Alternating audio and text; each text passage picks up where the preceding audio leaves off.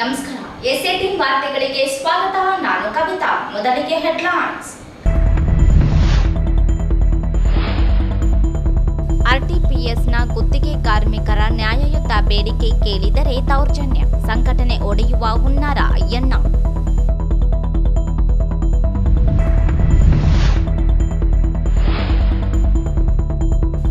ಮೂಡ ಹಗರಣ, CM ಸಿದ್ದರಾಮಯ್ಯರಿಗೆ BJP JDS ಪಾದಯಾತ್ರೆಯಿಂದ ಮಾನಸಿಕ ಕಿರುಕುಳ, ಶ್ರೀದೇವಿ ನಾಯಕ್ ಆರೋಪ.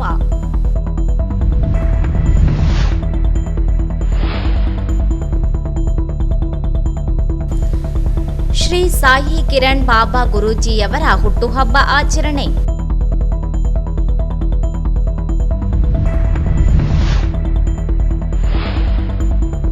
ವಿವಿಧ ಬೇಡಿಕೆ ಈಡೇರಿಕೆಗೆ ಆಗ್ರಹಿಸಿ ಡಿಸಿ ಕಚೇರಿ ಮುಂದೆ ಪ್ರಾಥಮಿಕ ಶಾಲಾ ಶಿಕ್ಷಕರ ಸಂಘದಿಂದ ಪ್ರತಿಭಟನೆ.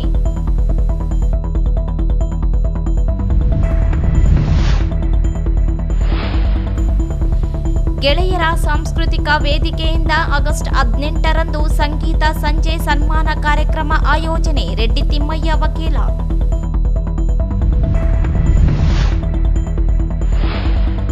ಡೊನೇಷನ್ ಪಡೆಯುತ್ತಿರುವ ನಗರದ ಸೇಂಟ್ ಮೇರೀಸ್ ಕಾನ್ವೆಂಟ್ ಆಡಳಿತ ವಿರುದ್ಧ ಕ್ರಮ ಜರುಗಿಸಬೇಕೆಂದು ದಿ ಲೆಜೆಂಡ್ ಟಿಪ್ಪು ಸುಲ್ತಾನ್ ಸಂಘ ಒತ್ತಾಯಿಸಿದೆ.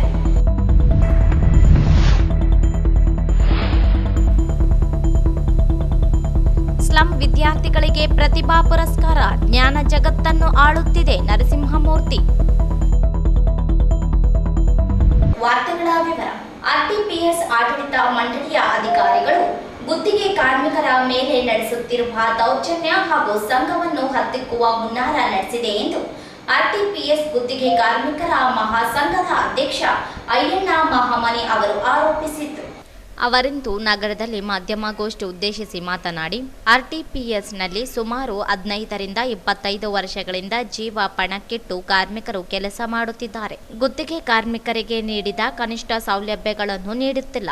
ಈ ಬಗ್ಗೆ ಮನವಿ ಸಲ್ಲಿಸಲಾಗಿದೆ. ಹೋರಾಟಕ್ಕೆ ಮುಂದಾದರೆ ಹೋರಾಟ ಹತ್ತಿಕ್ಕುವ ಕೆಲಸ ಆಡಳಿತ ಮಂಡಳಿ ನಡೆಸುತ್ತಿದೆ ಎಂದು ದೂರಿದರು. ಗುತ್ತಿಗೆ ಕಾರ್ಮಿಕರ ಶಾಸನಬದ್ಧ ಬೇಡಿಕೆಗೆ ಆಡಳಿತ ಮಂಡಳಿ ಸ್ಪಂದನೆ ನೀಡದೆ ದೌರ್ಜನ್ಯಕ್ಕೆ ಮುಂದಾಗಿದೆ. ಕೆಮಿಕಲ್ ವಿಭಾಗದಲ್ಲಿ ಕೆಲಸ ಮಾಡುವ ಕಾರ್ಮಿಕರಿಗೆ ಕಾರ್ಮಿಕ ಇಲಾಖೆ ಆದೇಶದಂತೆ ಶೇಕಡಾ 8ರಷ್ಟು ವೇತನ ಪರಿಷ್ಕರಿಸಿದ ಹೆಚ್ಚುವರಿ ಬಾಕಿಯೊಂದಿಗೆ ಪಾವತಿಸದೆ ಯಾವುದೇ ನೋಟಿಸ್ ನೀಡದೆ ಕೆಲ ಕಾರ್ಮಿಕರನ್ನು ಕೆಲಸದಿಂದ ವಜಾಗೊಳಿಸಿದ್ದನ್ನು ಖಂಡಿಸಿದರು.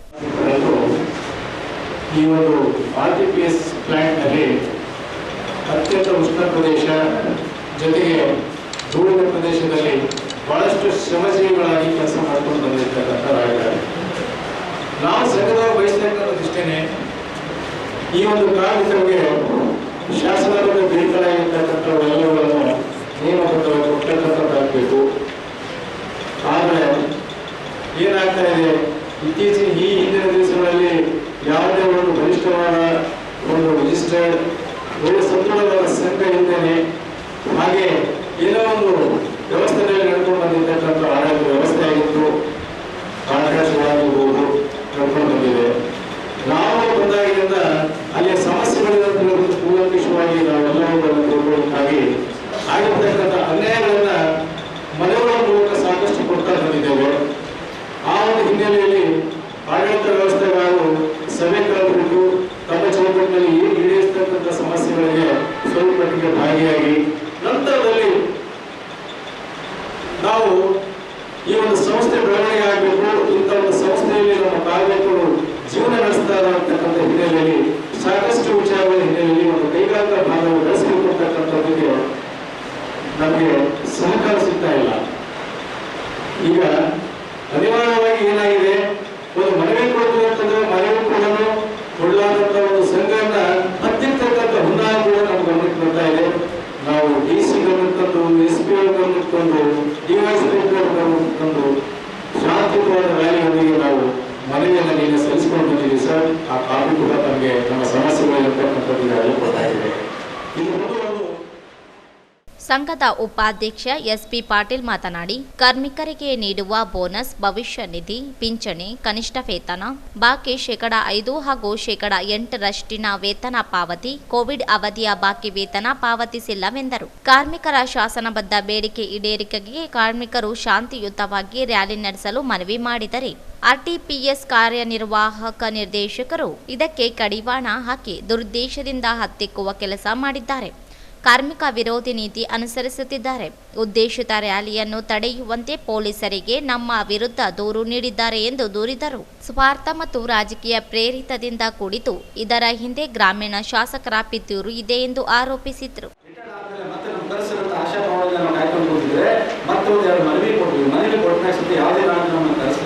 ಸುಮ್ಮನೆ ಏನೋ ಒಂದು ಮೀಟಿಂಗ್ ಮಾಡಿ ಆಯ್ತು ಮಾಡ್ತೀವಿ ಎಲ್ಲ ಮಾಡಿದೀವಿ ಅಂತ ಹೇಳಿ ನಮ್ಮನ್ನ ಕಳಿಸ್ಕೊಡ್ರು. ಅದಾದ್ಮೇಲೆ ನಾವೆಲ್ಲ ಪರಿಶೀಲಿಸಿದಾಗ ನೋಡಿದ್ವಿ, ಸುಮಾರು ಒಂದು 2, 3 ತಿಂಗಳ 4 ತಿಂಗಳ ಕಾರಣಕ್ಕೆ ನಮ್ಗೆ ಯಾವುದೇ ಒಂದು ಪರಿವರ್ತನೆ ಬರಲಿಲ್ಲ. ಆ ವಿಚಾರಕ್ಕೆ ಮತ್ತೆ ನಾವು ಹಲವಾರು ಒಂದು 2-3 ಬಾರಿ ಲೆಟರ್ ಕೊಟ್ಟಿದ್ವಿ. ಲೆಟರ್ ಕೊಟ್ಟ ಮೇಲೆ ಸತೆ ಅವ್ರು ಏನದಲ್ಲ ಯಾವುದೇ ಒಂದು ಸ್ಪಂದಿಸದೆ ನಮ್ಮ ಮೇಲೆ ದೌರ್ಜನ್ಯ ಮಾಡಿ ಸ್ಟಾರ್ಟ್ ಮಾಡೋದು. ಈ ಸಂಘ ಇದೇ ಥರ ಇದ್ದರೆ ಮುಂದೆ ತ್ರಾಸ ಆಗುತ್ತೆ ಅಂತೇಳಿ ಅವರು ಸ್ಟಾರ್ಟ್ ಮಾಡಿದ್ರು. ಈಗ ನೋಡಿ, ನಮ್ಮ ಒಂದು ಕೆಮಿಕಲ್ ಇಂಜಿನ್ ಹುಡುಗರು ಏನೋ ಒಂದು ಸಮಸ್ಯೆ ಇದೆ. ಈ ಹಿಂದೆ ಅವ್ರಿಗೆ ಬರಬೇಕಾದ ಕನಿಷ್ಠ ವೇತನಕ್ಕೆ ಪ್ಲಸ್ 8% ತ್ರಿಪಕ್ಷ ಒಪ್ಪಂದ ಆಗಿತ್ತು. ಎಲ್ಲರೂ ಕೊಟ್ಟಿದ್ದಾರೆ, ಕೆಲವೊಬ್ರು ಕೊಟ್ಟಿಲ್ಲ. ಆ ವಿಚಾರಕ್ಕೆ ಅವರು ಪ್ರಶ್ನೆ ಮಾಡಿದ್ರು, ಲಿಖಿತ ರೂಪದಲ್ಲಿ ಪ್ರಶ್ನೆ ಮಾಡಿದ್ರು. ಆ ಪ್ರಶ್ನೆ ಮಾಡೋದಕ್ಕೆ 7 ಕಾರ್ಮಿಕರನ್ನ ಯಾವುದೇ ಒಂದು ನೋಟಿಸ್ ಇಲ್ಲದೆ ಹೊರಗಡೆ ಹಾಕಿದ್ದಾರೆ. ಅದ್ರ ಸಂಬಂಧ ಆಲ್ರೆಡಿ ನಾವು ಲೇಬರ್ ಹೋಗಿದ್ವಿ, ಅಲ್ಲಿಂದೆಲ್ಲ ಸಾಕ್ಷಿ ಸಮೇತ ಸ್ಪಷ್ಟ ಕೊಟ್ಟಿದ್ದೀವಿ. ಯಾವುದೇ ಒಂದು ಅಡಚಣೆ ಆಗಿಲ್ಲ ಇವರಿಂದ ಅನ್ನೋ ವಿಚಾರಕ್ಕೆ ಅವ್ರು ಏನೇನೋ ಅಪರಾಧ ಹೊರಿಸಿದ್ರು ಅವ್ರನ್ನು. ಈಗ ನೋಡಿ ಯಾವ ಮಟ್ಟಿಗೆ ಅವ್ರು ದೌರ್ಜನ್ಯ ಒಂದು ಮಾಡ್ತಾ ಇದ್ದಾರೆ ಒಂದು ವಿಚಾರ. ಅದಾದ ಮೇಲೆ ಮತ್ತೆ 5% ಅಂದರೆ ಯಾವಾಗ ಒಂದು ಹಳೆಯ ವೇತನ 5% ಫಿಕ್ಸ್ ಆಗಿತ್ತು, ಅದಾದಮೇಲೆ ಅದು ಹೊಸ ಟೆಂಡರ್ ಬರೋವರೆಗೆ ಎನ್ಹಾನ್ಸ್ ಆಗ್ತಾ ಬಂತು. ಆ ಎನ್ಹಾನ್ಸಿಂಗ್ ಏನದಲ್ಲ 5% ಅಂತ ಒಂದು ಒಪ್ಪಂದ ಆಯಿತು. ಅದಾದ್ಮೇಲೆ ಎಕ್ಸ್ಟೆನ್ಷನ್ ಪೀರಿಯಡ್ ಅಂತ 5% ಒಪ್ಪಂದ ಆಯಿತು. ಅದಾದ್ಮೇಲೆ 8% ಹೊಸ ಟೆಂಡರ್ ಅಂತ ಅದನ್ನು ಮಾತುಕತೆ ನಾವೆಲ್ಲ ಕಾಂಟ್ರಾಕ್ಟು ಎಲ್ಲ ಕೊಟ್ಟು ಮಾತಾದ್ಮೇಲೆ ಒಪ್ಪಂದ ಆದ್ಮೇಲೆ ವಿಷಯ ಇದನ್ನ ಕೊಡಬೇಕಿಲ್ಲ, ಇದು ಕೊಡ್ತಾ ಇಲ್ಲ. ಇದು ಕೊಡಲಾರದಕ್ಕೆ ನಾವು ಏನ್ ಮಾಡಬೇಕು? ಯಾರ ಮನೆಗೆ ಹೋಗ್ಬೇಕು? ರಾಜಕೀಯ ಹತ್ರ ಹೋಗ್ಬೇಕು, ಅವ್ರ ಲೆಟರ್ ಕಳಿಸಿದ್ವಿ, ಮಿನಿಸ್ಟ್ರಿ ಕಳಿಸಿದ್ವಿ, ಸಂಬಂಧಪಟ್ಟ ಶಾಸಕರು ಕಳಿಸಿದ್ವಿ, ಎಲ್ಲಿಗೆ ಹೋಗ್ಬೇಕು ನಾವು? ಕಡೆ ಪಕ್ಷ ನಾವೇನ್ ಮಾಡಿದ್ವಿ, ನಡೀಪ ಒಂದು DC ಅವ್ರಿಗೆ ಮನವಿ ಕೊಡೋಂತ DC ಅವ್ರಿಗೆ ಕೊಟ್ವಿ, SP ಅವ್ರಿಗೆ ಕೊಟ್ವಿ. SP ಅವ್ರಿಗೆ ಕೊಟ್ಟು ಆದ್ಮೇಲೆ ಸರ್ ಈ ಥರ ಒಂದು ರ್ಯಾಲಿ ಮಾಡ್ತೀವಿ ಸರ್, ತೋರಿಸ್ಬೇಕಾಗಿಲ್ಲ ಅನಿವಾರ್ಯ ಪರಿಸ್ಥಿತಿ ಅಂತೇಳಿ ನಾವು ರ್ಯಾಲಿ ಮಾಡಿದ್ವಿ. ನಿನ್ನೆ ರ್ಯಾಲಿ ಮಾಡಬೇಕಾದ್ರೆ ನೋಡಿ ಅವ್ರು ಪೊಲೀಸ್ ಸ್ಟೇಷನ್ಗೆ ಕೊಡ್ತಾರೆ, ಈ ಶಾಂತಿಯುತ ರ್ಯಾಲಿಯನ್ನು ತಡೆಗಟ್ಟಿ ಅಂತ ಯಾರು ಎಕ್ಸಿಕ್ಯೂಟಿವ್ ಡೈರೆಕ್ಟರ್ ಕೊಡ್ತಾರೆ. ಶಾಂತಿಯುತ ರ್ಯಾಲಿಯನ್ನು ತಡೆಗಟ್ಟಿ ಅಂತ ಪೊಲೀಸ್ ಅವರಿಗೆ. ಆರ್ಟಿಪಿಎಸ್ನ ಅಧಿಕಾರಿಯು ನಿವೃತ್ತಿ ಹೊಂದಿದರೂ ಗುತ್ತಿಗೆ ಆಧಾರಿತ ನೇಮಕಾತಿಯೊಂದಿಗೆ ಕೆಲಸ ಮಾಡುತ್ತಿದ್ದಾರೆ. ಸರ್ಕಾರ ಬಿಡುಗಡೆ ಮಾಡಲು ಆದೇಶಿಸಿದ್ದರೂ ಕರ್ತವ್ಯದಲ್ಲಿ ತೊಡಗಿದ್ದಾರೆ. ಈ ಕುರಿತು ಕಾರ್ಮಿಕ ಇಲಾಖೆ ಸಚಿವರನ್ನು ಭೇಟಿ ಮಾಡಿ ದೂರು ಸಲ್ಲಿಸಲಾಗುತ್ತದೆ ಹಾಗೂ ಕಾರ್ಮಿಕರ ನ್ಯಾಯಯುತ ಬೇಡಿಕೆ ಈಡೇರಿಕೆಗೆ ಮನವಿ ಸಲ್ಲಿಸಲಾಗುತ್ತದೆ ಎಂದು ತಿಳಿಸಿದರು. ಈ ಸಂದರ್ಭದಲ್ಲಿ ಮಹದೇವಪ್ಪ ಗೌಡ, ರಂಗಾರೆಡ್ಡಿ, ಸಿದ್ದಪ್ಪ ಗೌಡ, ವೆಂಕಟೇಶ್, ಖಾಜಾ ಹುಸೇನ್, ವಿಶ್ವನಾಥ್ ಸೇರಿದಂತೆ ಅನೇಕರಿದ್ದರು. ಮೂಡ ಹಗರಣಕ್ಕೆ ಸಂಬಂಧಿಸಿದಂತೆ ಬಿಜೆಪಿ ಮತ್ತು ಜೆಡಿಎಸ್ ಪಕ್ಷದಿಂದ ಹೋರಾಟ ನಡೆಸುತ್ತಿದ್ದು, ಸಿಎಂ ಸಿದ್ದರಾಮಯ್ಯರಿಗೆ ಮಾನಸಿಕ ಕಿರುಕುಳ ನೀಡುತ್ತಿದ್ದಾರೆ ಎಂದು ಕೆಪಿಸಿಸಿ ಮಹಿಳಾ ರಾಜ್ಯ ಉಪಾಧ್ಯಕ್ಷೆ ಶ್ರೀದೇವಿ ನಾಯಕ್ ಅವರು ಆರೋಪಿಸಿದರು. ಅವರಿಂದು ನಗರದಲ್ಲಿ ಮಾಧ್ಯಮಗೋಷ್ಠಿ ಉದ್ದೇಶಿಸಿ ಮಾತನಾಡಿ, ಮೂಡ ಹಗರಣದ ಕುರಿತು 224 ಪುಟಗಳ ವರದಿಯನ್ನು ರಾಜ್ಯಪಾಲರಿಗೆ ದೂರು ನೀಡಿದ್ದು, ವರದಿ ಪರಿಶೀಲನೆ ನಡೆಸದೆ ಸಿಎಂ ಸಿದ್ದರಾಮಯ್ಯ ಅವರಿಗೆ ರಾಜ್ಯಪಾಲರು ನೋಟಿಸ್ ನೀಡಿದ್ದಾರೆ. ರಾಜ್ಯಪಾಲರು ಬಿಜೆಪಿ ಕೈಗೊಂಬೆಯಾಗಿ ಕೆಲಸ ಮಾಡುತ್ತಿದ್ದಾರೆ ಎಂದು ಆರೋಪಿಸಿದರು. ಸಿಎಂ ಸಿದ್ದರಾಮಯ್ಯರ ವಿರುದ್ಧ ಪಾದಯಾತ್ರೆ ನಡೆಸುತ್ತಿರುವುದು ಅಸಮಂಜಸವಾಗಿದೆ, ಅರ್ಥಹೀನವೆಂದರು. ಸಿಎಂ ಸಿದ್ದರಾಮಯ್ಯ ಅವರ ಹೆಂಡತಿಗೆ ನೀಡಿದ ಜಮೀನನ್ನು ಮೂಡಾದಲ್ಲಿ ತೆಗೆದುಕೊಂಡಿದ್ದಾರೆ.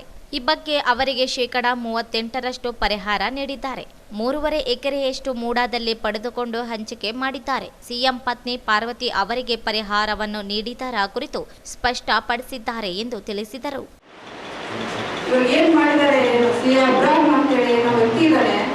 ಆ ವ್ಯಕ್ತಿ ರಾಜ್ಯಪಾಲರಿಗೆ ಒಂದು ಕಂಪ್ಲೇಂಟ್ ಕೊಟ್ಟ ಮೇಲೆ ಎಷ್ಟು ಅದು 224 ಪುಟಗಳ ವರದಿ ಇದೆ ಮೂಡ ಹಗರಣದ್ದು.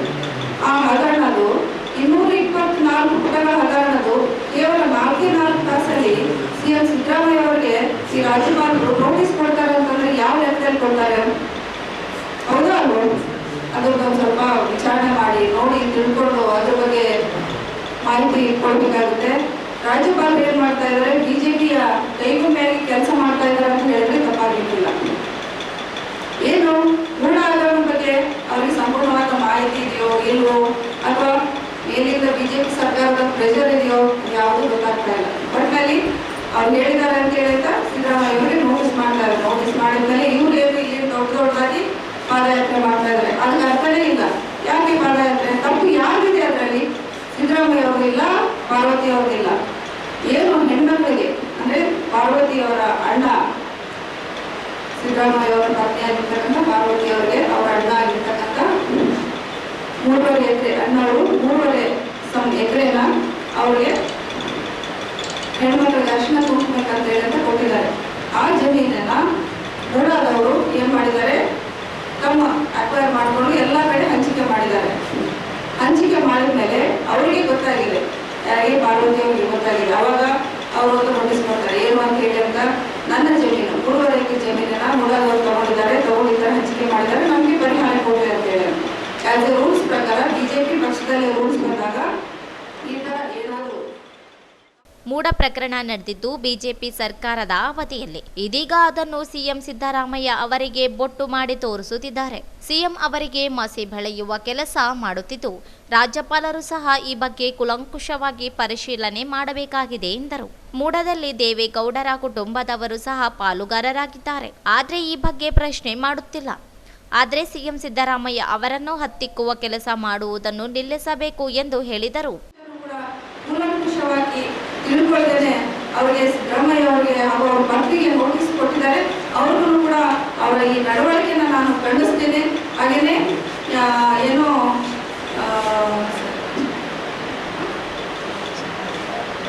ಈ ಒಂದು ತನಿಖೆ ಬಗ್ಗೆ, ಈ ಮೂಡ ಹಗರಣ ಬಗ್ಗೆ ಆಯೋಗ ರಚನೆ ಮಾಡಿದ್ದಾರೆ. ಎಲ್ಲ ಇನ್ನು 224 ಪುಟಗಳ ಏನಿದೆ ವರದಿ ಇದೆ, ಅದನ್ನೆಲ್ಲರೂ ಕೂಡ ವರದಿನ ಓದಿ ತಿಳ್ಕೊಂಡು ಎಲ್ಲರೂ ಕೂಡ ನಮ್ಮ ಸಿದ್ದರಾಮಯ್ಯ ಅವರ ಪರವಾಗಿ, ಪಾರ್ವತಿ ಮೇಡಮ್ ಅವರ ಪರವಾಗಿ ಈ ಒಂದು ಏನು ಪ್ರಕರಣ ಆಗುತ್ತೆ ಅಂತ ಈ ಸಂದರ್ಭದಲ್ಲಿ ಹೇಳ್ತೀನಿ. ನಾನು ಇವಾಗ ಹೇಳ್ತೇನೆ, ಇವರು ಪಾರ್ವತಿ ಮೇಡಮ್ ಅವರು ತಪ್ಪು ಮಾಡಿದ್ದಾರೆ, ಇಷ್ಟೊಂದು ಅಕ್ರಮ ಮಾಡಿದ್ದಾರೆ ಅಂತ ಹೇಳಕ್ಕೆ ಬಿಜೆಪಿ ಪಕ್ಷದವ್ರು ಹೇಳ್ತಾರಲ್ವಾ, ಅದೇ ದೇವೇಗೌಡ ಕುಟುಂಬದವರು. ಇವಾಗ ಪರಿಹಾರವಾಗಿ ಒಂದಿಷ್ಟು ಕೊಟ್ಟಿದ್ದಾರೆ ನಮ್ಮ ಪಾರ್ವತಿ ಮೇಡಮ್ ಅವ್ರಿಗೆ. ಇಷ್ಟೆಲ್ಲ ಇದ್ರು ದೇವೇಗೌಡ ಕುಟುಂಬದವರು ಅಕ್ರಮವಾಗಿ ಆ ಒಂದು ಮೂಡಾದಲ್ಲಿ 22 ಪ್ಲಾಟ್ಗಳನ್ನ ಮಾಡ್ಕೊಂಡಿದ್ದಾರೆ. ಅವ್ರು ಯಾವ ಮೂಡಕ್ಕೆ 1 ಎಕರೆ ಕೊಟ್ಟಿಲ್ಲ, ಅರ್ಧ ಎಕರೆ ಕೊಟ್ಟಿಲ್ಲ, 2 ಎಕರೆ ಕೊಟ್ಟಿಲ್ಲ. ಅದೇನ್ ಮಾಡ್ಕೊಂಡ್ರು ಅವರು? ಹೌದಾ ಅಲ್ವಾ? ಅವ್ರ ಹತ್ರನೇ ಸಾಕಷ್ಟು ಹುಡುಕಗಳಿದ್ದಾವೆ. ಏನೋ ಮುಚ್ಕೊಳ್ಬೇಕಂತ ಹೇಳಿದ್ರೆ ನಮ್ಮ ಪಕ್ಷದವ್ರ ಮೇಲೆ ಈ ಒಂದು ಭೂಮಿ ಕೂಡಿಸ್ತಾರೆ ಅಂತ ಹೇಳಿದ್ರೆ ತಪ್ಪಾಗ್ಲಿಕ್ಕಿಲ್ಲ. ಎಲ್ಲದಕ್ಕೂ ಕೂಡ ತನಿಖೆ ಆಗಲಿ. ಈ ಒಂದು ಯಾರು ರಾಜ್ಯಪಾಲರು ಇದು ಚಿಕ್ಕ ವಿಷಯಕ್ಕೆ ಇಷ್ಟೊಂದು ತನಿಖೆ ಆಗಲಿ ನೋಟಿಸ್ ಕೊಡ್ತಾರೆ ಅಂತ ಅನ್ನೋದಾದ್ರೆ, ಅವರು ಬಿಜೆಪಿ ಸರ್ಕಾರದಲ್ಲಿ ಎಷ್ಟೊಂದೆಲ್ಲ ಹಗರಣಗಳಾಗಲ್ವ, PSI ಹಗರಣ, ಆ ಹಗರಣ, ಈ ಹಗರಣ, ಯಾವುದ್ರ ಬಗ್ಗೆ ಇಷ್ಟು ಸೀರಿಯಸ್ ಆಗಿ ತಗೊಳ್ದೇನೆ ಈ ಒಂದು ಕರ್ನಾಟಕದಲ್ಲಿ ಇಷ್ಟು ಚೆನ್ನಾಗಿ ಆಡಳಿತ. ಈ ಸಂದರ್ಭದಲ್ಲಿ ಮಹಿಳಾ ಘಟಕದ ರಾಜ್ಯ ಪ್ರಧಾನ ಕಾರ್ಯದರ್ಶಿ ಶಶಿಕಲಾ ಭೀಮರಾಯ, ಮಂಜುಳಾ, ಮಾಲಾ ಭಜಂತ್ರಿ, ಹೇಮಲತಾ, ಭಾರತಿ, ಕಾಸಿಂಬೆ ಸೇರಿದಂತೆ ಅನೇಕರಿದ್ದರು. ನಗರದ ಓಂ ಸಾಯಿ ಧ್ಯಾನ ಮಂದಿರದ ಧರ್ಮಾಧಿಕಾರಿಗಳಾದ ಶ್ರೀ ಸಾಯಿ ಕಿರಣ್ ಬಾಬಾ ಗುರೂಜಿಯವರ ಹುಟ್ಟುಹಬ್ಬದ ಪ್ರಯುಕ್ತ ಇಂದು ಶ್ರೀ ಶಿರಡಿ ಸಾಯಿ ಬಾಬಾ ಸೇವಾ ಚಾರಿಟೇಬಲ್ ಟ್ರಸ್ಟ್ ವತಿಯಿಂದ 50 ಪೌರ ಕಾರ್ಮಿಕರಿಗೆ ಉಚಿತವಾಗಿ ಆಹಾರ ಕಿಟ್ಗಳನ್ನು ವಿತರಿಸಲಾಯಿತು. ಅತ್ಯಂತ ಸರಳ ರೀತಿಯಿಂದ ಹುಟ್ಟುಹಬ್ಬವನ್ನು ಆಚರಿಸಲಾಯಿತು. ನಿರ್ಮಾಪಕ ಸಿದ್ದೇಶ್ ವಿರಕ್ತ ಮಠ ಸಾಯಿ ಕಿರಣ್ ಬಾಬಾ ಗುರೂಜಿಯವರ ಧರ್ಮ ಕಾರ್ಯ, ಸಾಮಾಜಿಕ ಕಳಕಳಿ, ಸರಳತೆಯನ್ನು ಕೊಂಡಾಡಿದರು. ಈ ವಿಶೇಷ ಸಂದರ್ಭದಲ್ಲಿ ವಿಶ್ವ ಮಾನವ ಹಕ್ಕು ಆಯೋಗದ ಹಾಗೂ ಭಕ್ತರಿಂದ ಸನ್ಮಾನ ಮತ್ತು ಸಿಹಿಯನ್ನು ಸ್ವೀಕರಿಸಿ ಮಾತನಾಡಿದ ಶ್ರೀ ಸಾಯಿ ಕಿರಣ್ ಬಾಬಾ ಗುರೂಜಿಯವರು, ಭಕ್ತರ ನಿಷ್ಠೆ ಹಾಗೂ ಭಕ್ತಿಗೆ ಧ್ಯಾನ ಮಂದಿರ ಸದಾ ಸಾಮಾಜಿಕ ಸೇವೆಗೆ ಸಿದ್ಧವಾಗಿರುತ್ತದೆ. ಶ್ರೀ ಶಿರಡಿ ಸಾಯಿ ಬಾಬಾರವರ ಆಶೀರ್ವಾದ ಎಲ್ಲರಿಗೂ ಇರಲಿ ಎಂದು ತಮ್ಮ ಆಶೀರ್ವಚನದಲ್ಲಿ ಹೇಳಿದರು.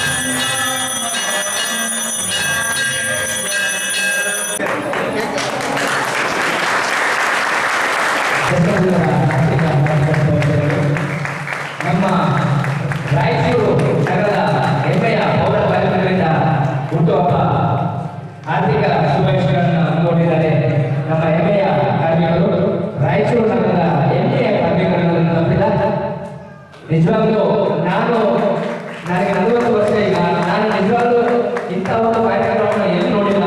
ಆ ಬಡ ಕುಟುಂಬಗಳಿಂದಲೇ ಇವತ್ತೇನು ಕೇಕನ್ನು ಕತ್ತರಿಸುವ ಮೂಲಕ ಅವರು ಈ ಕಾರ್ಯಕ್ರಮವನ್ನು ಮಾಡ್ತಾ ಇದ್ದಾರೆ. ತುಂಬಾ ಪೀಠಾಧಿಪತಿಗಳಿಗೆ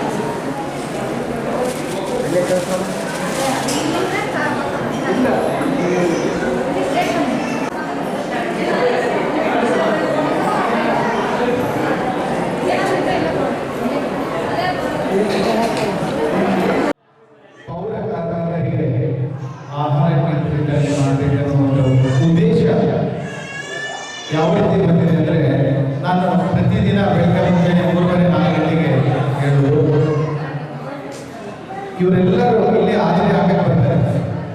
ನಮ್ಮ ಸಾಯಿ ಪಕ್ಕದಲ್ಲಿ ಅವ್ರ ಅಟೆಂಡೆನ್ಸ್ ಹಾಕಕ್ಕೆ ಬರ್ತಾರೆ. ನಮ್ಮಲ್ಲಿ ನಾವು ಅವ್ರಿಗೆ ಕೇಳ್ಕೊಂಡು ಸ್ವಲ್ಪ ಕಸ ಬೆಳೆದಮ್ಮ ಅಂದರೆ ಏನು ಅವರು ಒಂದು ಸಂಕೋಚ ಇಲ್ಲದೆ ದೇವ್ರ ಕೆಲಸ ಅಂತೇಳಿ ಮಾಡಿ ಹೋಗ್ಬಿಡ್ತಾರೆ, ಒಳಗೆ ಬರಲ್ಲ. ಇಂಥ ಒಂದು ಪವಿತ್ರವಾದ ಮನಸ್ಸಿರುವಂಥ ವ್ಯಕ್ತಿಗಳು ಇವರೇ. ಯಾಕಂದರೆ ನಮ್ಮೆಲ್ಲ ಹುಲಸನ್ನು ಒಂದು ವಾರ ಆಲೋಚನೆ ಮಾಡಿ ನೋಡಿ, ಇವ್ರು ಏನಾದರೂ ಇರಲಿಲ್ಲ ಅಂದರೆ ನಮ್ಮ ಜೀವನ ಎಷ್ಟು ಅಸ್ತವ್ಯಸ್ತ ಆಗುತ್ತೆ. ನಾವು ಈಗ ಭಾಳ ಈಸಿಯಾಗಿ ತೊಗೊತೀವಿ ಅವ್ರನ್ನ, ಏನೋ ಕಸ ಎದ್ದವ್ರು, ನಾವೇ ಕಸ ಹಾಕೋರು, ಅವರಲ್ಲ, ಅವರು ಸ್ವಚ್ಛ ಮಾಡೋರು. ಅದಕ್ಕಾಗಿ ನಾವು ನಮ್ಮ ಹುಟ್ಟುಹಬ್ಬ ಅಲ್ಲಿ ಆಚರಣೆ ಮಾಡೋದಕ್ಕಿಂತ ಇಂಥವರಿಗೆ ಸ್ವಲ್ಪ ಈ ನಮ್ಮ ಕೈಲಾದಷ್ಟು ಸಹಾಯ ಮಾಡೋದ್ರಿಂದ ಅವರಿಗೊಂದು ಸ್ಫೂರ್ತಿ ಸಿಗುತ್ತೆ. ಯಾಕಂದರೆ ಎಲ್ಲರೂ ಆ ಶಕ್ತಿ, ಆ ದೊಡ್ಡ ಮನಸ್ಸಿಲ್ಲ ಇಂಥ ಒಂದು ಕೆಲಸ ಮಾಡಲಿಕ್ಕೆ. ನೀವು ಆಲೋಚನೆ ಮಾಡಿ ನೋಡಿ, ಯಾರ ಕೈಲಾಗಿದೆ ಇಂಥ ಒಂದು ಕೆಲಸ ಮಾಡಲಿಕ್ಕೆ? ನಮ್ಮ ಮನೆಯಲ್ಲೇ ಸ್ವಲ್ಪ ಯಾರಾದರೂ ಹೊಲಸು ಮಾಡಿದರೆ ಬೈದು ಬಿಡ್ತೀವಿ, ನೋಡ್ಕೊಳಕ್ಕಾಗಲ್ಲ ಏನಂತ. ಅಂಥದ್ದು ಊರೆಲ್ಲ ಹೊಲಸು ಮಾಡಿರುವಂಥದ್ದನ್ನು ಅವರು ಸ್ವಚ್ಛ ಮಾಡ್ತಾರೆ. ಸೊ ಎಷ್ಟು ದೊಡ್ಡ ವಿಶಾಲವಾದ ಮನಸ್ಸಿರಬೇಕು. ನೀವು ಎಷ್ಟು ಕೋಟಿ ಕೊಟ್ಟರೂ ಸಂಬಂಧ ಇಲ್ಲ, ಆ ಮನಸ್ಸು ವಿಶಾಲವಾದ ಮನಸ್ಸು ಅವ್ರಿಗಿದೆ. ಆ ದೇವರು ಅವರಲ್ಲೇ ಇರೋದು, ಇಂಥವ್ರ ಮನಸ್ಸಿನಲ್ಲೇ ದೇವರಿರೋದು. ಇದು ನೀವೆಲ್ಲಾದರೂ ಬರೆದಿಟ್ಕೊಳ್ಳಿ.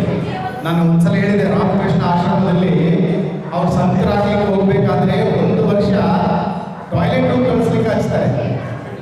ಟಾಯ್ಲೆಟ್ ರೂಮ್ ಕೆಲಸನೇ ಅವ್ರು, ಬೇರೆ ಏನೂ ಕೆಲಸ ಇಲ್ಲ. ನಾವು ಸಂತರಾಗ್ತೀವಿ ಅಂತ ಹೇಳಿ ಎಲ್ಲ ಜೀವನ ತ್ಯಾಗ ಮಾಡಿ, ಕುಟುಂಬ ತ್ಯಾಗ ಮಾಡಿ ಯಾರಾದರೂ ಹೋದರೆ ಅವರಿಗೆ ಟಾಯ್ಲೆಟ್ ರೂಮ್ ಕ್ಲೀನ್ ಮಾಡಕ್ಕೆ ಹಚ್ತಾರೆ 1 ವರ್ಷ.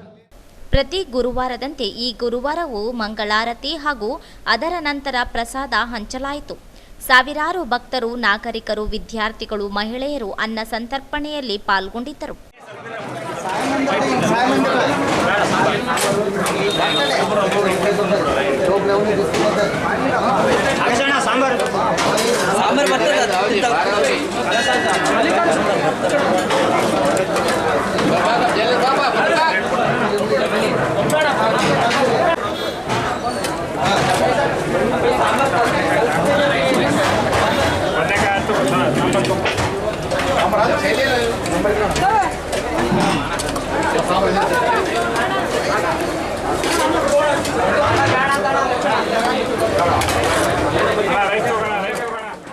ನರಸಿಂಹಲು ರಾಂಪುರ, ಲತಾ ಹೋಗ ಲಿಂಗಸೂರು, ಪ್ರತಾಪ ರೆಡ್ಡಿ, ರಂಗನಾಥ್ ಯಾದವ್ ಸುಮಧುರವಾಗಿ ಭಕ್ತಿಗೀತೆಗಳನ್ನು ಹಾಡಿ ಕಾರ್ಯಕ್ರಮಕ್ಕೆ ಮೆರುಗು ತಂದರು. ಮಂದಿರದ ಭಕ್ತರಾದ ಜಿ ರಾಘವೇಂದ್ರ ಸ್ವಾಗತಿಸಿ ವಂದಿಸಿದರು.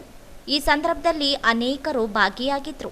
ಈ ಕಾರ್ಯಕ್ರಮದಲ್ಲಿ ಮಾನವ ಹಕ್ಕು ಜಿಲ್ಲಾ ಅಧ್ಯಕ್ಷರಾದ ನರಸಪ್ಪ ದೇವಸುಗುರು, ಗೌರವಾಧ್ಯಕ್ಷ ಮರಿಲಿಂಗಪ್ಪ, ಹುಲಿಗೆಪ್ಪ, ರಮೇಶ್, ಜಿ ಚಂದ್ರಶೇಖರ್, ದೇವಪ್ಪ, ಶಂಕರಲಿಂಗಪ್ಪ ಉಪಸ್ಥಿತರಿದ್ದರು. 2017ರ ಹೊಸ ವೃಂದ ಮತ್ತು ನೇಮಕಾತಿ ನಿಯಮಗಳನ್ನು 2016ಕ್ಕಿಂತ ಮೊದಲು ನೇಮಕಾತಿಯಾದವರಿಗೆ ಪೂರ್ವಾನ್ವಯಗೊಳಿಸಬಾರದು ಹಾಗೂ ಇದರಿಂದ ಪ್ರಾಥಮಿಕ ಶಾಲಾ ಸೇವಾನಿರತ ಶಿಕ್ಷಕರಿಗಾಗಿರುವ ಅನ್ಯಾಯವನ್ನು ಸರಿಪಡಿಸುವುದು ಸೇರಿದಂತೆ ವಿವಿಧ ಬೇಡಿಕೆ ಈಡೇರಿಕೆಗೆ ಒತ್ತಾಯಿಸಿ ಕರ್ನಾಟಕ ರಾಜ್ಯ ಪ್ರಾಥಮಿಕ ಶಾಲಾ ಶಿಕ್ಷಕರ ಸಂಘ ಜಿಲ್ಲಾ ಘಟಕದ ನೇತೃತ್ವದಲ್ಲಿ ಶಿಕ್ಷಕರು ಡಿಸಿ ಕಚೇರಿ ಮುಂದೆ ಪ್ರತಿಭಟನೆ ನಡೆಸಿದರು. 2017ರವರೆಗೆ ನೇಮಕವಾದ ಶಿಕ್ಷಕರನ್ನು 1ರಿಂದ 7ಕ್ಕೆ ನೇಮಕವಾದ ಶಿಕ್ಷಕರೆಂದು ಪರಿಗಣಿಸಿ ಉಲ್ಲೇಖ 1ರ ಹೊಸ ವೃಂದ ಮತ್ತು ನೇಮಕಾತಿ ನಿಯಮಗಳು 2017ರ ನಂತರ ನೇಮಕವಾದ ಶಿಕ್ಷಕರಿಗೆ ಅನ್ವಯಿಸಬೇಕು ಹಾಗೂ ಯಾವುದೇ ಕಾರಣಕ್ಕೂ 2016ಕ್ಕಿಂತ ಮೊದಲು ನೇಮಕಾತಿಯಾದವರಿಗೆ ಪೂರ್ವಾನ್ವಯಗೊಳಿಸಬಾರದು ಹಾಗೂ ಪದವಿ ಪೂರೈಸಿದ ಎಲ್ಲರಿಗೂ ಸೇವಾ ಜ್ಯೇಷ್ಠತೆಯೊಂದಿಗೆ ಪದವೀಧರ ಶಿಕ್ಷಕರೆಂದು ಪದನಾಮೀಕರಿಸಬೇಕೆಂದು ಮನವಿ ಮಾಡಿದರು. ಅರ್ಹ ಪ್ರಾಥಮಿಕ ಶಾಲಾ ಶಿಕ್ಷಕರಿಗೆ 2016ರ ಪೂರ್ವದಂತೆ ಅರ್ಹತೆಯ ಆಧಾರದ ಮೇಲೆ ಪ್ರೌಢಶಾಲೆಗೆ ಬಡ್ತಿ ನೀಡಬೇಕು. ಪ್ರಾಥಮಿಕ ಶಾಲಾ ಶಿಕ್ಷಕರಿಗೆ 2016ರ ಪೂರ್ವದಂತೆ ಮುಖ್ಯ ಗುರುಗಳ ಹಾಗೂ ಹಿರಿಯ ಮುಖ್ಯ ಗುರುಗಳ ಹುದ್ದೆಗೆ ಸೇವಾ ಜ್ಯೇಷ್ಠತೆಯ ಆಧಾರದ ಮೇಲೆ ಬಡ್ತಿ ನೀಡಬೇಕೆಂದು ಒತ್ತಾಯಿಸಿದರು. ಉಲ್ಲೇಖ 1ರ 2017ರ ವೃಂದ ಮತ್ತು ನೇಮಕಾತಿ ನಿಯಮಗಳು 2016ಕ್ಕಿಂತ ಮುಂಚೆ ನೇಮಕಾತಿ ಹೊಂದಿದ ಶಿಕ್ಷಕರಿಗೆ ಅನ್ವಯವಾಗುವುದಿಲ್ಲ ಎಂದು ಕಾರ್ಯಾದೇಶ ಹೊರಡಿಸಿ ಮೂಲತಃ 17/8ಕ್ಕೆ ನೇಮಕ ಹೊಂದಿದವರನ್ನು ಪಿಎಸ್ಟಿ ಎಂದು ಪದನಾಮ ಮಾಡಿ 1ರಿಂದ 5ಕ್ಕೆ ಸೀಮಿತಗೊಳಿಸಿರುವುದನ್ನು ಹಿಂಪಡೆಯಬೇಕು. ಅರ್ಹ ವಿದ್ಯಾರ್ಹತೆ ಪೂರೈಸಿದ 2016ಕ್ಕಿಂತ ಮೊದಲು ನೇಮಕಾತಿಯಾದ ಎಲ್ಲ 1ರಿಂದ 8ನೇ ತರಗತಿಗೆ ಪ್ರಾಥಮಿಕ ಶಾಲಾ ಶಿಕ್ಷಕರ ಸಂಖ್ಯೆ ಮುಗಿಯುವವರೆಗೂ ಈ ಮೊದಲಿನಂತೆ ಅರ್ಹತೆಯ ಆಧಾರದ ಮೇಲೆ ಪ್ರೌಢಶಾಲೆಗೆ ಬಡ್ತಿ ನೀಡಬೇಕೆಂದು ಆಗ್ರಹಿಸಿದರು. ಪ್ರಾಥಮಿಕ ಶಾಲಾ ಶಿಕ್ಷಕರಿಗೆ ಈ ಪೂರ್ವದಂತೆ ಮುಖ್ಯ ಗುರುಗಳ ಹಾಗೂ ಹಿರಿಯ ಮುಖ್ಯ ಗುರುಗಳ ಹುದ್ದೆಗೆ ಸೇವಾ ಜ್ಯೇಷ್ಠತೆಯ ಆಧಾರದ ಮೇಲೆ ಬಡ್ತಿ ನೀಡಬೇಕು. ಅರ್ಹ ವಿದ್ಯಾರ್ಹತೆ ಹೊಂದಿದ 2016ಕ್ಕಿಂತ ಪೂರ್ವದಲ್ಲಿ ನೇಮಕಾತಿ ಆಗಿರುವ ಪ್ರಾಥಮಿಕ ಶಾಲಾ ಸಹ ಶಿಕ್ಷಕರಿಗೆ ಸೇವಾ ಜ್ಯೇಷ್ಠತೆಯ ರಕ್ಷಣೆಯೊಂದಿಗೆ ಬಡ್ತಿ ನೀಡಬೇಕೆಂದು ಒತ್ತಾಯಿಸಿದ ಮನವಿಯನ್ನು ಜಿಲ್ಲಾಧಿಕಾರಿಗಳ ಮೂಲಕ ಮುಖ್ಯಮಂತ್ರಿಗಳಿಗೆ ಮನವಿ ಸಲ್ಲಿಸಲಾಯಿತು. ಪ್ರತಿಭಟನೆಯಲ್ಲಿ ಸಂಘದ ಜಿಲ್ಲಾಧ್ಯಕ್ಷ ಚಂದ್ರಶೇಖರ ರೆಡ್ಡಿ, ಪ್ರಧಾನ ಕಾರ್ಯದರ್ಶಿ ಸಿದ್ದಲಿಂಗಪ್ಪ ಮುರಡಿ, ಉಪಾಧ್ಯಕ್ಷರಾದ ಸುರೇಶ್ ಕುರ್ಡಿ, ಸಹ ಕಾರ್ಯದರ್ಶಿ ರಂಗನಾಥ, ಸಂಘಟನಾ ಕಾರ್ಯದರ್ಶಿ ತನುಜ, ಸಹ ಕಾರ್ಯದರ್ಶಿ ಉಮಾದೇವಿ ಸೇರಿದಂತೆ ಪ್ರಾಥಮಿಕ ಶಾಲಾ ಶಿಕ್ಷಕರು ಭಾಗವಹಿಸಿದರು. ಗೆಳೆಯರ ಸಾಂಸ್ಕೃತಿಕ ವೇದಿಕೆ ವತಿಯಿಂದ ಆಗಸ್ಟ್ 18ರಂದು ಕನ್ನಡ, ತೆಲುಗು, ಹಿಂದಿ ಚಿತ್ರಗೀತೆಗಳ ಸಂಗೀತ ಸಂಜೆ ಸನ್ಮಾನ ಕಾರ್ಯಕ್ರಮಗಳನ್ನು ನಗರದ ಪಂಡಿತ್ ಸಿದ್ದರಾಮ ಚಂಬರದಲ್ಲಿ ರಂಗಮಂದಿರದಲ್ಲಿ ಹಮ್ಮಿಕೊಂಡಿದೆ ಎಂದು ವೇದಿಕೆ ಅಧ್ಯಕ್ಷ ರೆಡ್ಡಿ ತಿಮ್ಮಯ್ಯ ವಕೀಲರು ಹೇಳಿದರು. ಅವರಿಂದು ನಗರದಲ್ಲಿ ಮಾಧ್ಯಮಗೋಷ್ಠಿ ಉದ್ದೇಶಿಸಿ ಮಾತನಾಡಿ, ಕಾರ್ಯಕ್ರಮದ ಉದ್ಘಾಟನೆಯನ್ನು ಡಾಕ್ಟರ್ ಎಎಸ್ ಆನಂದ ಅವರು ಮಾಡಲಿದ್ದಾರೆ. ಅಧ್ಯಕ್ಷತೆಯನ್ನು ಹಿರಿಯ ನ್ಯಾಯವಾದಿ ಕೆ ದೇವಣ್ಣ ನಾಯಕ್ ವಹಿಸಲಿದ್ದಾರೆ. ಮುಖ್ಯ ಅತಿಥಿಗಳಾಗಿ ನ್ಯಾಯವಾದಿಗಳ ಸಂಘದ ಅಧ್ಯಕ್ಷ ಮಲ್ಲಿಕಾರ್ಜುನ, ಮಾಜಿ ಕೆಪಿಎಸ್ಸಿ ಸದಸ್ಯ ಶ್ರೀಕಾಂತ್ ರಾವ್ ವಕೀಲರು, ಬಿಜೆಪಿ ಮುಖಂಡ ಹಿರಿಯ ನ್ಯಾಯವಾದಿ ಎಚ್ ಜಗದೀಶ್, ಮಾಜಿ ಆರ್ಡಿಎ ಅಧ್ಯಕ್ಷ ಬಿ ಗೋವಿಂದ, ಹಿರಿಯ ನ್ಯಾಯವಾದಿ ಬಿ ನಾಗಪ್ಪ, ನಿವೃತ್ತ ಮೋಟಾರು ವಾಹನ ನಿರೀಕ್ಷಕ ವೆಂಕಟೇಶ್ವರರಾವ್ ಆಗಮಿಸಲಿದ್ದಾರೆ ಎಂದರು. ಕಾರ್ಯಕ್ರಮದಲ್ಲಿ ಜಾಲಿ ಫ್ರೆಂಡ್ಸ್ ಮ್ಯೂಸಿಕಲ್ ಅಕಾಡೆಮಿ ಕಲಾವಿದರನ್ನು ಸನ್ಮಾನಿಸಲಾಗುತ್ತದೆ ಎಂದು ತಿಳಿಸಿದರು. ದಿನಾಂಕ 10/8/2024ರಂದು ರಂಗಮಂದಿರದಲ್ಲಿ ಸಂಗೀತ ಮತ್ತು ಸನ್ಮಾನ ಕಾರ್ಯಕ್ರಮ ಹಮ್ಮಿಕೊಳ್ಳಲಾಗಿದೆ.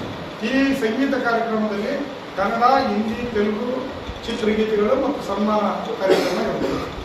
ಈ ಒಂದು ಕಾರ್ಯಕ್ರಮಕ್ಕೆ ಉದ್ಘಾಟಕರಾಗಿ ಸನ್ಮಾನ್ಯ ಶ್ರೀ ಡಾಕ್ಟರ್ ಎಎಸ್ ಆನಂದ್ MBBS MD ಪೆಥಾಲಜಿಸ್ಟ್ ರಾಯಚೂರು ಬರ್ತಾರೆ. ಆಮೇಲೆ ಅಧ್ಯಕ್ಷತೆ ನಮ್ಮ ಹಿರಿಯ ವಕೀಲರಾದಂಥ ಸನ್ಮಾನ್ಯ ಶ್ರೀ ಕೆ ದೇವಣ್ಣ ನಾಯಕ್, ಹಿರಿಯ ನ್ಯಾಯವಾದಿಗಳು, ಸರ್ವೋಚ್ಚ ನ್ಯಾಯಾಲಯ ನವದೆಹಲಿ, ಇವರು ಅಧ್ಯಕ್ಷತೆ ವಹಿಸ್ತಾರೆ.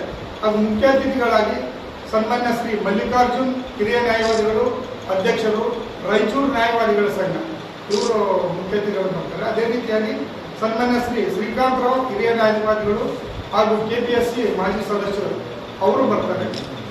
ಹಾಗೂ ಸನ್ಮಾನ್ಯ ಶ್ರೀ ಎಚ್ ಜಗದೀಶ್, ನ್ಯಾಯವಾದಿಗಳು ಹಾಗೂ ಬಿಜೆಪಿ ಮುಖಂಡರು, ಇವರು ಕೂಡ ನಮ್ಮ ಕಾರ್ಯಕ್ರಮಕ್ಕೆ ಮುಖ್ಯ ಅತಿಥಿಯಾಗಿ ಬರ್ತಾರೆ.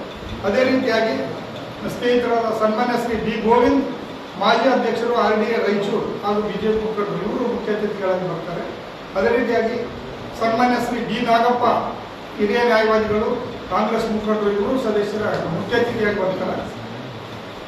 ಹಾಗೂ ಸನ್ಮಾನ್ಯ ಶ್ರೀ ವೆಂಕಟೇಶ್ವರ ರಾವ್ ನಿವೃತ್ತ ಹಿರಿಯ ಮೋಟಾರ್ ವಾಹನ ನಿರೀಕ್ಷಕರು ಬಳ್ಳಾರಿ ಅವರು ಕೂಡ ಕಾರ್ಯಕ್ರಮದಲ್ಲಿ, ಅವರು ಸಂಗೀತ ಅಭಿಮಾನಿಗಳವರು, ಅವರು ಈ ಕಾರ್ಯಕ್ರಮದಲ್ಲಿ ಮುಖ್ಯ ಅತಿಥಿಯಾಗಿ ಭಾಗವಹಿಸ್ತಾರೆ. ಹಾಗೂ ಈ ಕಾರ್ಯಕ್ರಮದಲ್ಲಿ ಯಾವಾಗಲೂ ಪ್ರತಿ ವರ್ಷ ನಾವು ಕಾರ್ಯಕ್ರಮ ಮಾಡಿದ್ರೆ ಸಾಹಿತ್ಯ, ಸಂಗೀತ ಮತ್ತು ಸಮಾಜ ಸೇವೆಗೆ ಮಾಡಿರುವಂಥ ಕೆಲವರನ್ನ ಗುರುತಿಸಿ ಒಂದು 4-5 ಜನರನ್ನ ಸನ್ಮಾನಿಸುವ ಒಂದು ಕಾರ್ಯಕ್ರಮವನ್ನು ಇಟ್ಕೊಂಡಿದ್ದೀವಿ. ಈ ಸಂದರ್ಭದಲ್ಲಿ ಮಜಹರ್ ಪಾಷಾ ವಕೀಲರು, ಟಿ ಚಂದ್ರಶೇಖರ್ ರೆಡ್ಡಿ ವಕೀಲರು, ಶ್ರೀನಿವಾಸ್ ವಕೀಲರು, ವೀರೇಶ್ ವಕೀಲ ಸೇರಿದಂತೆ ಅನೇಕರಿದ್ದರು. ಡೊನೇಷನ್ ಪಡೆಯುತ್ತಿರುವ ನಗರದ ಸೇಂಟ್ ಮೇರೀಸ್ ಕಾನ್ವೆಂಟ್ ಆಡಳಿತ ವಿರುದ್ಧ ಕ್ರಮ ಜರುಗಿಸಬೇಕೆಂದು ದಿ ಲೆಜೆಂಡ್ ಟಿಪ್ಪು ಸುಲ್ತಾನ್ ಸಂಘ ಒತ್ತಾಯಿಸಿದೆ. ಈ ಸಂಬಂಧ ಶಿಕ್ಷಣಾಧಿಕಾರಿಗಳಿಗೆ ಮನವಿ ಸಲ್ಲಿಸಿ ನಮ್ಮ ಸಂಘದ ವತಿಯಿಂದ ಲಭ್ಯವಿರುವ ಸಾಕ್ಷ್ಯಾಧಾರಗಳನ್ನು ತಮ್ಮ ಕಾರ್ಯಾಲಯದಲ್ಲಿ ಸಲ್ಲಿಸಿರುತ್ತೇವೆ. ಆ ಆಧಾರದ ಮೇಲೆ ರೈಟ್ ಟು ಎಜುಕೇಷನ್ ಆಕ್ಟ್ 2009 ಅಡಿಯಲ್ಲಿ ಸೆಕ್ಷನ್ 13/2 ಮತ್ತು ಕರ್ನಾಟಕ ಎಜುಕೇಷನ್ ಆಕ್ಟ್ ಅಡಿಯಲ್ಲಿ ಸೆಕ್ಷನ್ 4851 ಪ್ರಕಾರ ತಾವುಗಳು ಸೂಕ್ತ ಕ್ರಮ ಜರುಗಿಸಬೇಕು. ಆದರೂ ಕ್ರಮ ಜರುಗಿಸಿಲ್ಲ ಎಂದು ಆರೋಪಿಸಿದ್ದಾರೆ.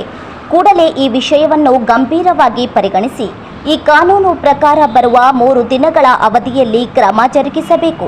ನಿರ್ಲಕ್ಷಿಸಿದರೆ ಜಿಲ್ಲಾಧಿಕಾರಿಗಳಿಂದ ಪ್ರತಿಭಟನೆಗೆ ಅನುಮತಿ ಪಡೆದು ನಮ್ಮ ಸಂಘಟನೆಯ ಸದಸ್ಯರು ಮತ್ತು ವಿದ್ಯಾರ್ಥಿಗಳ ಪಾಲಕರು ಸೇರಿ ತಮ್ಮ ಕಾರ್ಯಾಲಯದಲ್ಲಿ ಪ್ರತಿಭಟನೆ ಮಾಡಲಾಗುವುದೆಂದು ಮನವಿಯಲ್ಲಿ ಎಚ್ಚರಿಸಿದ್ದಾರೆ.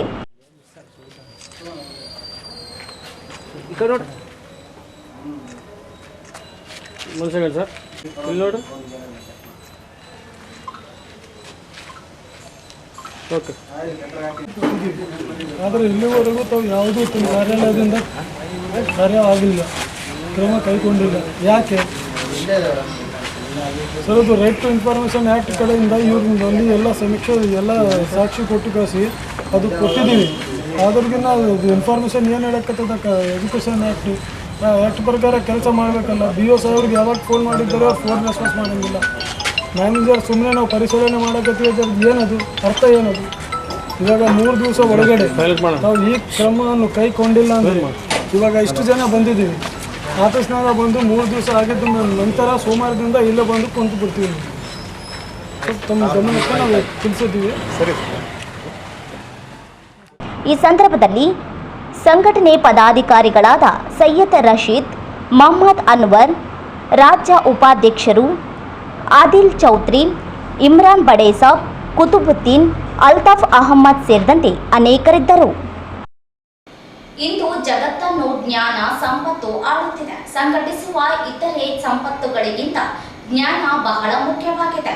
ಹಾಗಾಗಿ ಸ್ಲಂ ವಿದ್ಯಾರ್ಥಿಗಳು ಭೌತಿಕ ಜ್ಞಾನದ ಕಡೆ ಹೆಚ್ಚು ಗಮನ ಹರಿಸಬೇಕೆಂದು ಸ್ಲಂ ಜನಾಂದೋಲನ ಕರ್ನಾಟಕ ರಾಜ್ಯ ಸಂಚಾಲಕ ನರಸಿಂಹಮೂರ್ತಿ ಅವರು ಹೇಳಿದರು. ಅವರು ನಗರದ ಕನ್ನಡ ಭವನದಲ್ಲಿ ಸ್ಲಂ ನಿವಾಸಿಗಳ ಕ್ರಿಯಾ ವೇದಿಕೆಯಿಂದ 2023-24ನೇ ಸಾಲಿನಲ್ಲಿ ಅತ್ಯುತ್ತಮ ಸಾಧನೆ ಮಾಡಿ ಪ್ರಥಮ ಶ್ರೇಣಿಯಲ್ಲಿ ಪಾಸಾದ ವಿದ್ಯಾರ್ಥಿಗಳಿಗೆ ಅಭಿನಂದಿಸುವ ಸಮಾರಂಭವನ್ನು ಉದ್ಘಾಟಿಸಿ ಮಾತನಾಡಿದರು. ಸ್ಲಂ ಜನಾಂದೋಲನ ಕರ್ನಾಟಕ ರಾಜ್ಯಾದ್ಯಂತ ಸ್ಲಂ ನಿವಾಸಿಗಳ ಪ್ರತಿಭೆಯನ್ನು ಪ್ರೋತ್ಸಾಹಿಸುವ ಸಲುವಾಗಿ ಕಳೆದ 12 ವರ್ಷಗಳಿಂದ ನಿರಂತರವಾಗಿ ಪ್ರತಿಭಾನ್ವಿತ ಕಾರ್ಯಕ್ರಮವನ್ನು ನಡೆಸಿಕೊಂಡು ಬರಲಾಗುತ್ತಿದೆ. ಸ್ಲಂ ವಿದ್ಯಾರ್ಥಿಗಳು ಯಾವುದೇ ರೀತಿಯ ಸೌಕರ್ಯವಿಲ್ಲದಿದ್ದರೂ ಹೆಚ್ಚು ಅಂಕಗಳನ್ನು ಪಡೆಯಲು ಇಚ್ಛಿಸಿದ್ದೇವೆ. ವಂಚಿತ ಸಮುದಾಯದಲ್ಲಿ ಶಿಕ್ಷಣದ ಜಾಗೃತಿ ಹೆಚ್ಚಾಗದೆ ಇದಕ್ಕೆ ಪೋಷಕರು ಸಹ ಕಾರಣೀಕರ್ತರಾಗಿದ್ದಾರೆ. ಆದರೆ ನಾವು ಉನ್ನತ ವ್ಯಾಸಂಗಕ್ಕೆ ಹೋಗುತ್ತಿಲ್ಲ. ವಿದ್ಯಾರ್ಥಿಗಳು SSLCಯಿಂದಲೇ ದೊಡ್ಡ ಕನಸನ್ನು ಕಾಣಬೇಕು. ನಮ್ಮ ಕನಸಿಗೆ ಜಾತಿ, ಬಡತನ, ಕನ್ನಡ ಬೋಧನೆ, ಸ್ಲಂ ಜನರು ಎಂಬ ಕಳಂಕ ಅಡ್ಡಿಯಾಗಬಾರದು. ನಮ್ಮ ಬಗ್ಗೆ ಇರುವ ಕೀಳರಿಮೆಯನ್ನು ಮೊದಲು ಬಿಡಬೇಕು. ಸ್ಪರ್ಧೆಯ ಜಗತ್ತಿಗೆ ಸವಾಲು ನೀಡಲು ಶಿಕ್ಷಣ ಮುಖ್ಯ ಶಿಕ್ಷಣವಾದರೆ ಅದರಂತೆ ರಾಜಕೀಯ ಪ್ರಾತಿನಿಧ್ಯತೆ ಸಾಧ್ಯ. ಇದರಿಂದ ನಾವು ಘನತೆಯ ಸ್ವಾಭಿಮಾನದ ಜೀವನ ನಡೆಸಬಹುದು. ವಿದ್ಯಾರ್ಥಿಗಳು ಹೆಚ್ಚಾಗಿ ಹೊಸ ಆವಿಷ್ಕಾರಗಳ ಕಡೆ ಗಮನ ಹರಿಸಬೇಕೆಂದರು. ಅಧ್ಯಕ್ಷತೆ ವಹಿಸಿದ ರಾಯಚೂರು ಸ್ಲಂ ನಿವಾಸಿಗಳ ಕ್ರಿಯಾ ವೇದಿಕೆ ಅಧ್ಯಕ್ಷ ಜನಾರ್ದನ ಹಳ್ಳಿಬೆಂಚಿ ಮಾತನಾಡಿ, ಸ್ಲಂ ಪ್ರತಿಭೆಗಳಿಗೆ ನಿರಂತರವಾಗಿ ನಮ್ಮ ಸಂಘಟನೆಯಿಂದ ಹಲವಾರು ಕಾರ್ಯಕ್ರಮಗಳನ್ನು ಪುಷ್ಟಿಪಡಿಸಲಾಗುತ್ತಿದೆ. ನಮ್ಮ ವಿವೇಚನೆ ಶಿಕ್ಷಣದಿಂದ ಮಾತ್ರ ಸಾಧ್ಯ. ಹಾಗಾಗಿ ಸ್ಲಂ ಜನರೆಂಬ ಹಣೆಪಟ್ಟಿಯನ್ನು ಕಳಚಲು ಸ್ಲಂಗಳಲ್ಲಿ ಹೆಣ್ಣು ಮಕ್ಕಳ ಪದವಿ, ಸ್ನಾತಕೋತ್ತರದಂತಹ ವಿದ್ಯಾಭ್ಯಾಸದ ಕಡೆ ಗಮನ ನೀಡಬೇಕಾಗಿ ಅಧಿಕವಾಗಿ ಸದೃಶರಾಗಲು ಸವಾಲನ್ನು ಸಮಾಜ ಗೌರವಯುತವಾಗಿದೆ ಎಂದರು.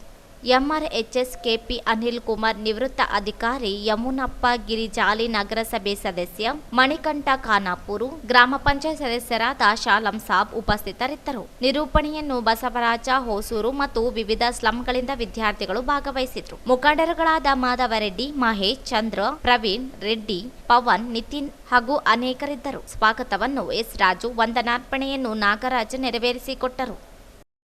ಕೊನೆಯಲ್ಲಿ ಮತ್ತೊಮ್ಮೆ ಹೆಡ್ಲೈನ್ಸ್.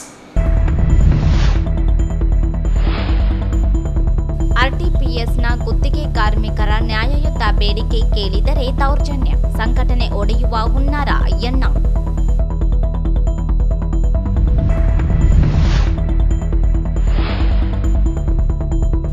ಮೂಡ ಹಗರಣ, ಸಿಎಂ ಸಿದ್ದರಾಮಯ್ಯರಿಗೆ ಬಿಜೆಪಿ ಜೆಡಿಎಸ್ ಪಾದಯಾತ್ರೆಯಿಂದ ಮಾನಸಿಕ ಕಿರುಕುಳ, ಶ್ರೀದೇವಿ ನಾಯಕ್ ಆರೋಪ.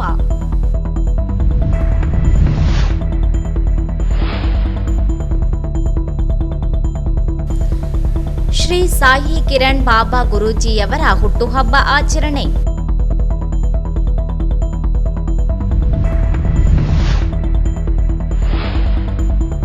ವಿವಿಧ ಬೇಡಿಕೆ ಈಡೇರಿಕೆಗೆ ಆಗ್ರಹಿಸಿ ಡಿಸಿ ಕಚೇರಿ ಮುಂದೆ ಪ್ರಾಥಮಿಕ ಶಾಲಾ ಶಿಕ್ಷಕರ ಸಂಘದಿಂದ ಪ್ರತಿಭಟನೆ.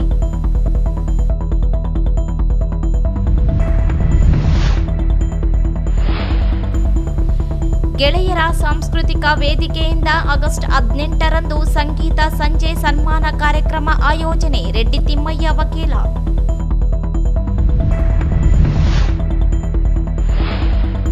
ಡೊನೇಷನ್ ಪಡೆಯುತ್ತಿರುವ ನಗರದ ಸೇಂಟ್ ಮೇರೀಸ್ ಕಾನ್ವೆಂಟ್ ಆಡಳಿತ ವಿರುದ್ಧ ಕ್ರಮ ಜರುಗಿಸಬೇಕೆಂದು ದಿ ಲೆಜೆಂಡ್ ಟಿಪ್ಪು ಸುಲ್ತಾನ್ ಸಂಘ ಒತ್ತಾಯಿಸಿದೆ.